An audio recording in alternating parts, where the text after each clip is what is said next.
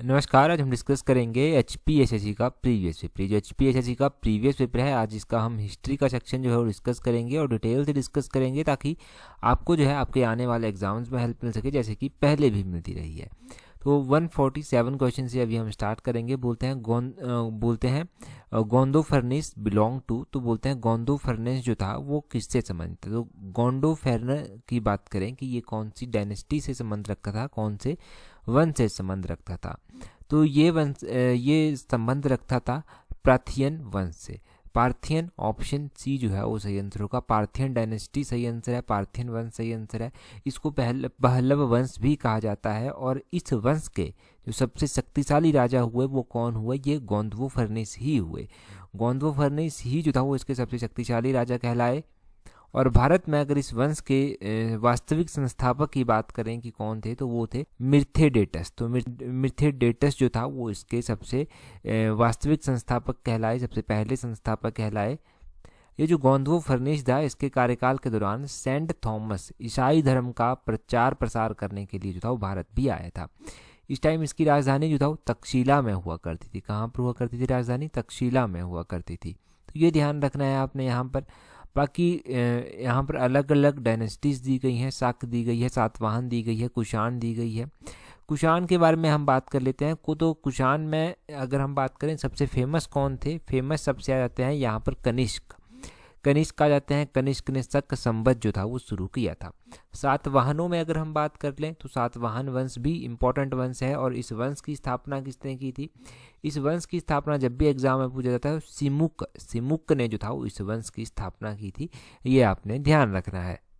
तो ये आपने थोड़ा थोड़ा यहाँ से ध्यान रखना है 3 डायनेस्टीज के बारे में। 148 क्वेश्चन देखिए। बोलते हैं Ashoka the great died in, बोलते हैं महान अशोक की मृत्यु जो था वो कब हुई थी।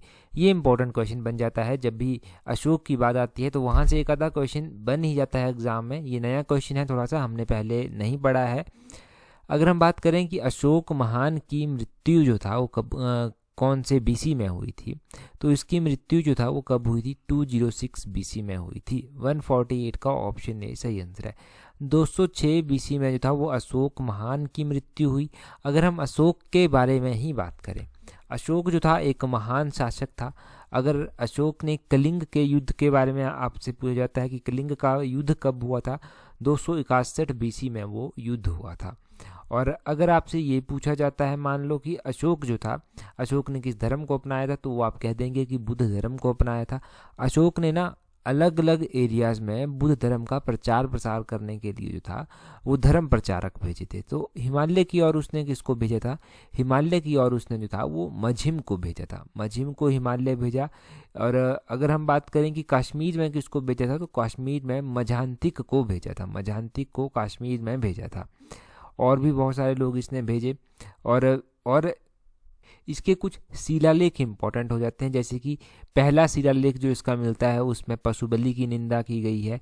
इसका जो कलिंग का युद्ध हुआ था वो कौन से शिलालेख में है? तो 13वें नंबर का शिलालेख है, जहाँ पर कलिंग युद्ध का वर्णन किया गया है। धम्म की नीति जो थी इसकी, उसकी व्याख्या 11वें शिलालेख में जो है वो की गई है। तो ये शिलालेख भी थोड़े थोड़े 2-3 जो मैंने बताए वो नोट कर लीजिए या याद रख लीजिए।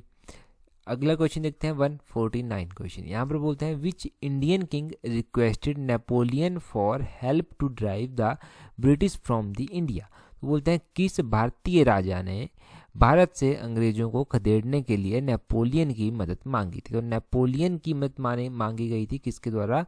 140 अगर हम बात करें 149 क्वेश्चन की, तो वो मांगी गई टीपू सुल्तान के द्वारा। टीपू सुल्तान ऑप्शन डी सही आंसर हो जाता है। टीपू सुल्तान इंपॉर्टेंट शासक था। और जब भी टीपू सुल्तान की बात आती है ना, तो इसके बारे में श्रीरंगपट्टनम की जो संधि हुई थी वो इम्पोर्टेंट हो जाती है। ये जैकोबियन क्लब का सदस्य बना था, वो इम्पोर्टेंट हो जाता है। टीपू सुल्तान के कार्यकाल के दौरान ही जो था वो 3rd एंग्लो मैसूर युद्ध हुआ था 1792 में, वो आपने ध्यान रखना है। तो टीपू सुल्तान, ये सब इसके बारे में इम्पोर्टेंट है। अच्छा, मैंने श्रीरंगपट्टनम की संधि की बात की थी। ये संधि हुई कब थी? 1792 में ये संधि हुई थी, ये याद रखना। और टीपू सुल्तान के पिता कौन थे? टीपू सुल्तान के पिता थे हैदर अली। तो हैदर अली का नाम भी आपने ध्यान रखना है, ये भी इम्पोर्टेंट थे। हैदर अली के बारे में कोई क्वेश्चन पूछा जाता है तो क्वेश्चन पूछ लिया जाता है कि इन्होंने अपनी राजधानी कहाँ पर स्थापित की थी। श्रीरंगपट्टनम में ही इन्होंने अपनी राजधानी स्थापित की थी। दूसरे नंबर का जो एंग्लो मैसूर युद्ध था वो इन्हीं के कार्यकाल के दौरान हुआ था, 1780 में जो था ये हुआ था। ये आप नोट रखें। अगला क्वेश्चन देखते हैं। अगले क्वेश्चन में हमसे क्या पूछा जाता है, बोलते हैं Al-Biruni came to India with. तो अल-बरूनी के नाम बारे में आप पढ़ते रहते हैं। तो अल-बरूनी बोलते हैं भारत आया था। वो किसके साथ भारत आया था? अल-बरूनी एक विद्वान, आप कह लीजिए विद्वान था। तो ये महमूद गजनी की जो सेना आई थी, महमूद गजनी के साथ जो था वो यहाँ पर आया था। ऑप्शन ए जो है वो सही आंसर हो जाएगा।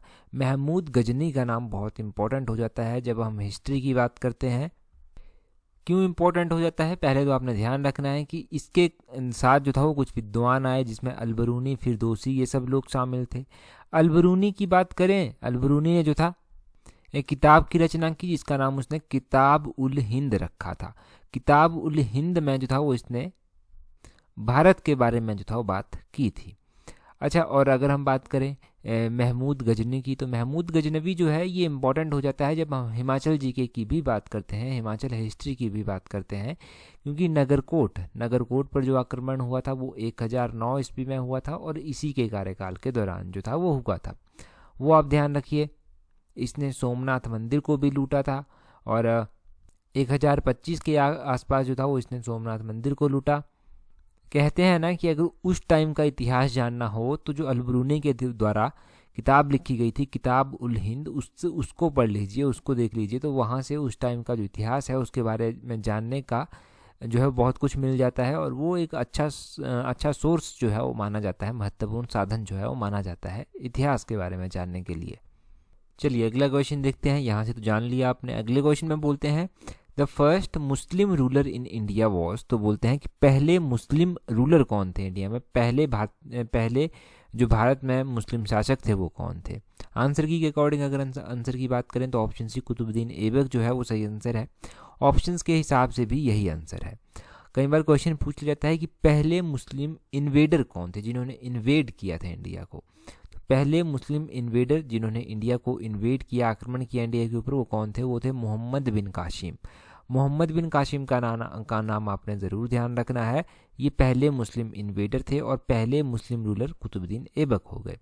कुतुबुद्दीन ऐबक इम्पॉर्टेंट है। ये इम्पॉर्टेंट क्यों है? क्योंकि कुतुब मीनार का नाम आप सुनते हैं। कुतुब मीनार की नींव इन्होंने रख दी थी, कार्य जो था वो बाद में चलकर पूरा हुआ था। नींव इन्होंने रख दी थी। ऐबक शब्द जो है इसका मतलब क्या होता है? ये एक तुर्की शब्द है, टर्की शब्द है और इसका मतलब होता है चंद्रमा का देवता। ये भी आपने ध्यान रखना है। और कुतुबुद्दीन ऐबक जो था लगभग 1206 के आसपास जो था वो शासक बना था। 1210 तक जो था वो इसने रूल किया था। अगर इसी गुलाम वंश की ही अगर हम बात करें, क्योंकि ये गुलाम वंश का शासक था, तो और भी लोग आगे आए, परंतु ऑप्शंस को मेरे ख्याल से पहले क्लियर कर लेना चाहिए। जैसे कि मोहम्मद बिन तुगलक यहाँ पर दिया गया है। मोहम्मद बिन तुगलक की बात करें तो मोहम्मद बिन तुगलक भी जो था वो इम्पोर्टेंट था। इसके कार्यकाल के दौरान एक जो यात्री था जिसका नाम इबन बतूता था, वो भारत आया था। इसने दौलताबाद में अपनी राजधानी जो था वो स्थापित की थी। और मोहम्मद गजनी के बारे में तो आप जान चुके हैं, परंतु मोहम्मद गौरी के बारे में भी जान लीजिए। मोहम्मद गौरी जो था ये भी इम्पोर्टेंट शासक था।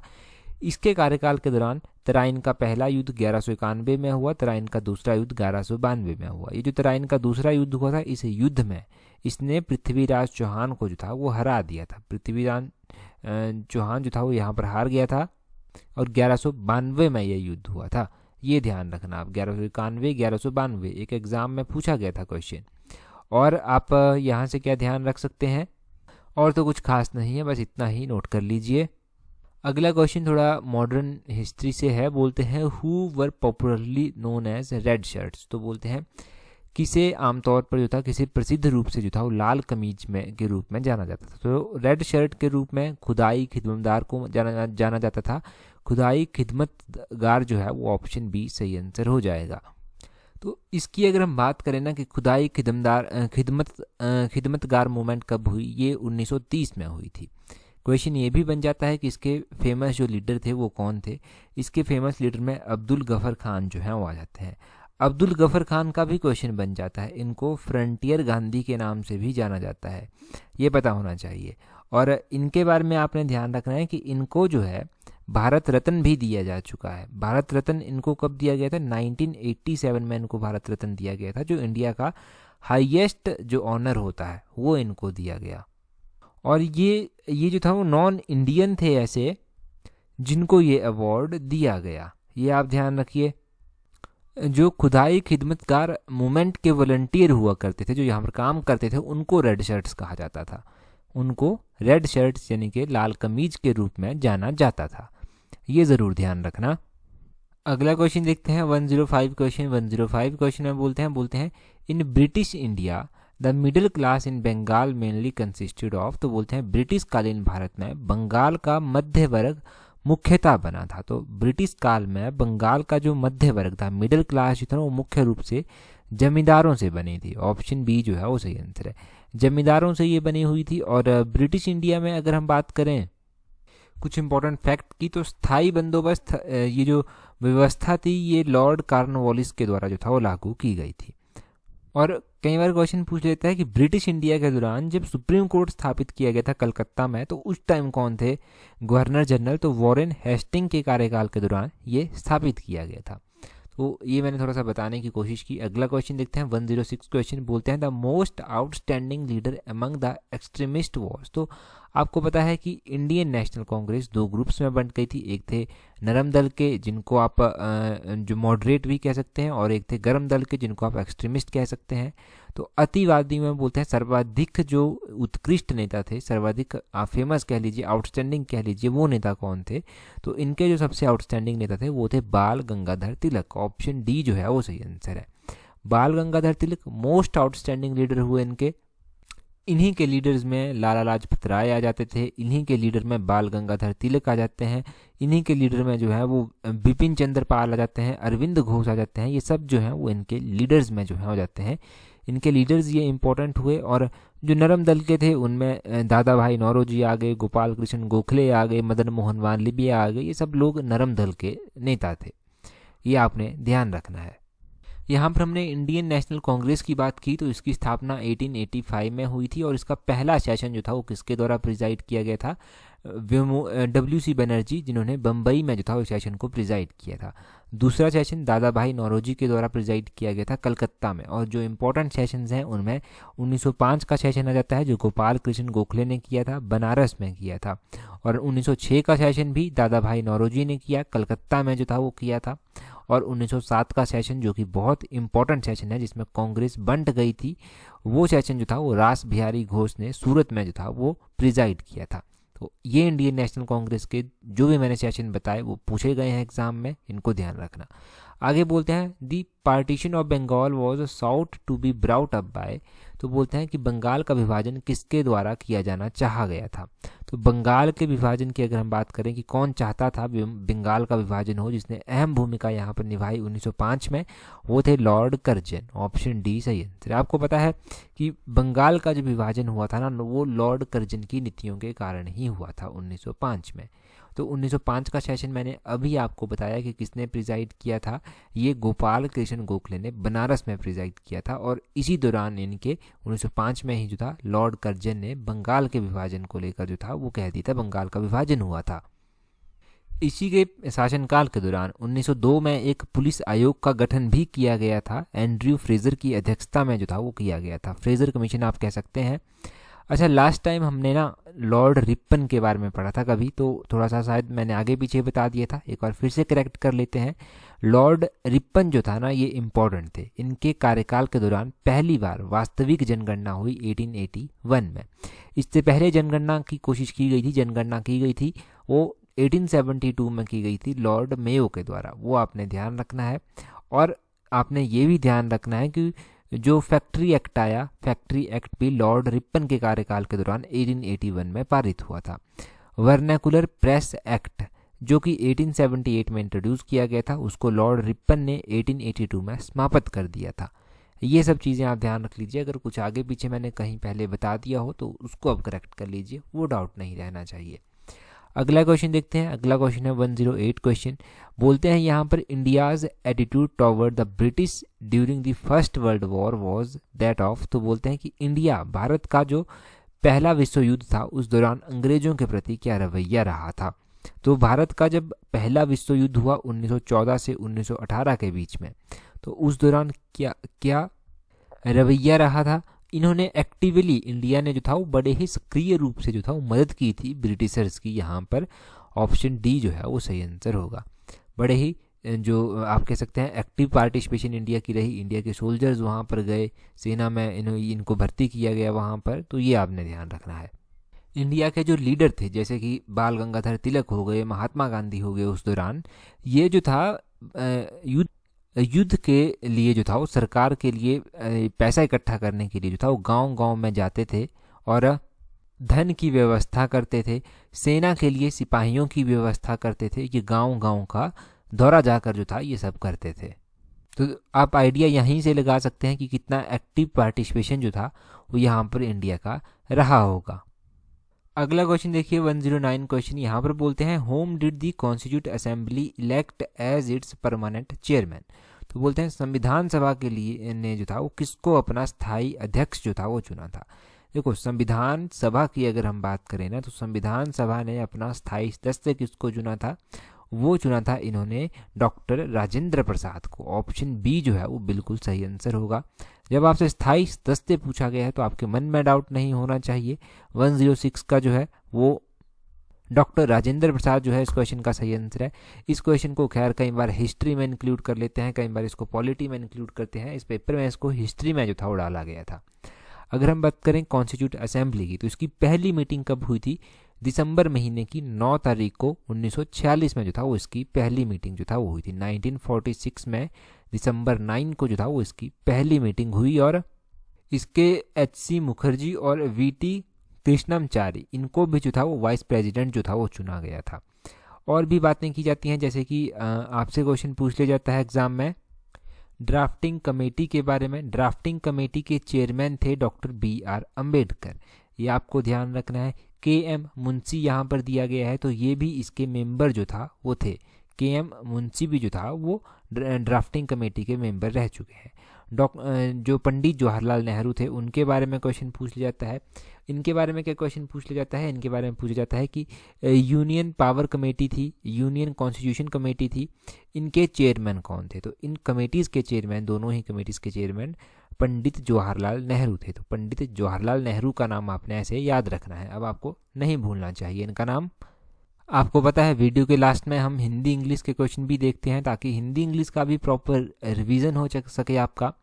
देख लेते हैं कुछ हिंदी के क्वेश्चन। हिंदी के क्वेश्चन में क्वेश्चन नंबर 4 से स्टार्ट करेंगे। यहाँ पर पूछा गया है गए से प्रत्यय शब्द बनता है, तो गए से जो है वो जलमय जो है वो बनता है। क्वेश्चन नंबर 4 का ऑप्शन ए जो है वो सही आंसर है। जलमय यहाँ से प्रत्यय शब्द बनता है, गए से प्रत्यय शब्द जो बनता है वो जलमय है।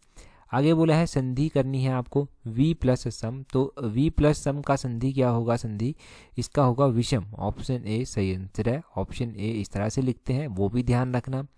प्रसंग बोलते हैं, प्रसंग में विशेषण कौन सा है, तो प्रसंग में जो विशेषण आता है वो प्रासंगिक है। प्रासंगिक ऑप्शन बी जो है वो सही आंसर होगा। प्रासंगिक ये इंपॉर्टेंट है ना, प्रसंग का विशेषण ये इंपॉर्टेंट है, तो इसको ध्यान रखना।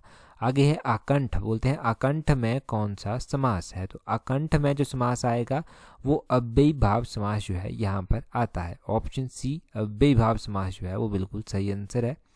आगे बोलते हैं शुद्ध शब्द लिखना है। शुद्ध शब्द जो आपको लिखना है वो एकांत भी है, एकता भी है, एकयता भी है।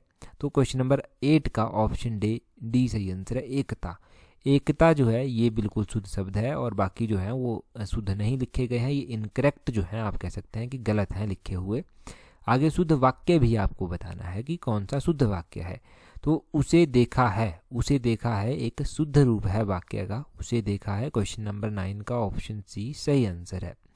क्वेश्चन नंबर 10 देखिए, बोलते हैं वर्षा की अधिकता के लिए एक शब्द है, तो वर्षा की अधिकता के लिए जो शब्द होता है वो क्या होता है।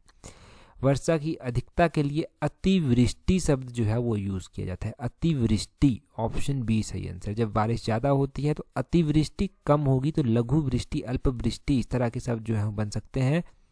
तो ये सब हो गए इंपॉर्टेंट हिंदी के क्वेश्चन। इन क्वेश्चंस को जो है ध्यान रखना, कई बार रिपीट करके पूछ लेते हैं, कई बार मिलते जुलते क्वेश्चन पूछ लेते हैं, तो पता होने चाहिए। और सबसे इम्पोर्टेंट, मोस्ट इम्पोर्टेंट जिसको आप कह सकते हैं वो है टेलीग्राम। अगर टेलीग्राम पर आपने अभी तक भी हमें ज्वाइन नहीं किया है तो अपना टेलीग्राम ओपन कीजिए, वहाँ से सर्च कीजिए @allexam31। आपको हमारा टेलीग्राम चैनल जो है वो मिल जाएगा। टेलीग्राम पर जुड़ जाइए अगर अभी तक नहीं जुड़े हैं। डेफिनेटली आने वाले एग्जाम्स में आपको हेल्प मिलेगी। जो भी आजकल अपडेट्स आपको दी जा रही हैं कि किस तरह से कमीशन में इन्वेस्टिगेशन हो रही है या कोई भी अपडेट्स आपको देनी है न्यूज़पेपर्स में जो आता है, वो सारा आपके साथ शेयर कर दिया जाता है टेलीग्राम, इंस्टाग्राम, फेसबुक पर। तो इन सब पर जुड़ जाइए अगर अभी तक नहीं जुड़े हैं। आज की वीडियो में इतना ही काफ़ी है। So that's all for today. Thank you very much for watching and listening it very patiently.